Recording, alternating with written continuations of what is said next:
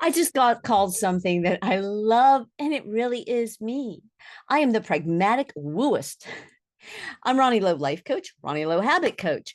Now, I can help people with all sorts of things in every aspect of your life because so many times people come to me thinking that they want to work on one thing, and we end up working on other things. All aspects of your life impact each other. And I say I'm the pragmatic wooist because I'm not all about the woo woo. That doesn't mean I'm not into woo woo. We all have a little bit of woo. You know what I'm talking about. When my clients come to me, I have so many that live under the underworld, as I call them. You lift up the flap, and we all like, it's a secret society. It's like, Ronnie, those affirmations, or those that I can't meditate, or I don't have time to journal, or I write the same thing every day, or I run out of things to say, or I can't do this, I can't do that. All the tricks and hacks, beautiful self care practices and rituals, but they're not into them, or they just don't believe them. All right. So you can say, like, I'm beautiful all day long, or I am a rock star all day long. And if you have one grain of doubt in your brain looks for that little to prove that grain of doubt. And I know you've heard fake it till you make it.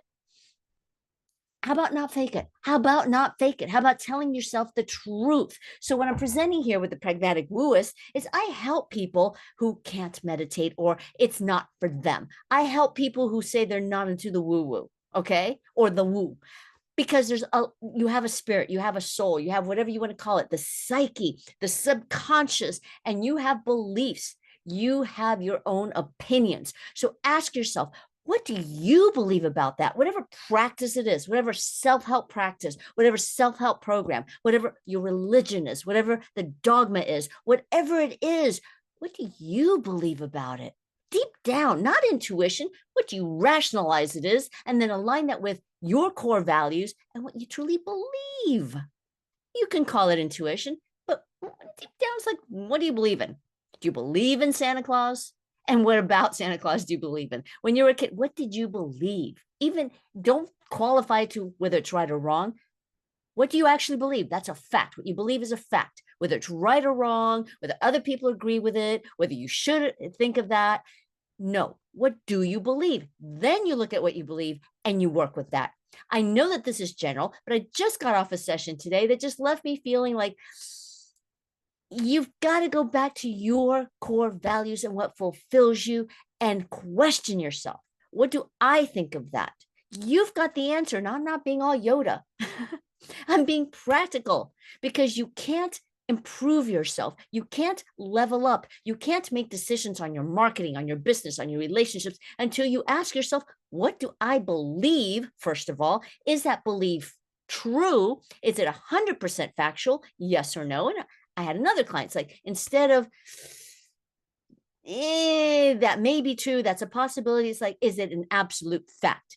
Well, no. And then we look at for an emotional feeling, and then, well, what made me think that? Well, what part of it? We work down from that. What part of it is true? But is it an absolute fact? We always hear, don't go to absolutes. What I'm talking about, what do you believe? And then you ask yourself, oh, why do you feel that way? Is that a fact? No? Okay, let's work from there. Let's see what is real. So I'm not saying meditation and yoga and all sorts of things don't work. They work if they work. But if they don't work, let's find out what does work for you, what helps you tap into yourself, and what helps you grow, what practice will be right for you. That's what I'm saying. I myself, I found EFT. It works for me because I found out, as you can see, I'm very moving, I'm very mobile. I have a lot of gestures. What works for me to get into my zen and my zone where I'm totally just focused. It wasn't the guided meditations. It wasn't a lot of things I've tried, hypnotherapy, NLP, all of these things.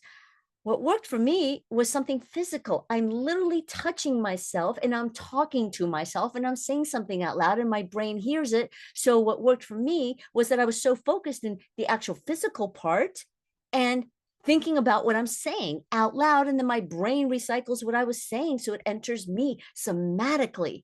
So that worked for me because I can't be thinking of other things as I'm actually thinking.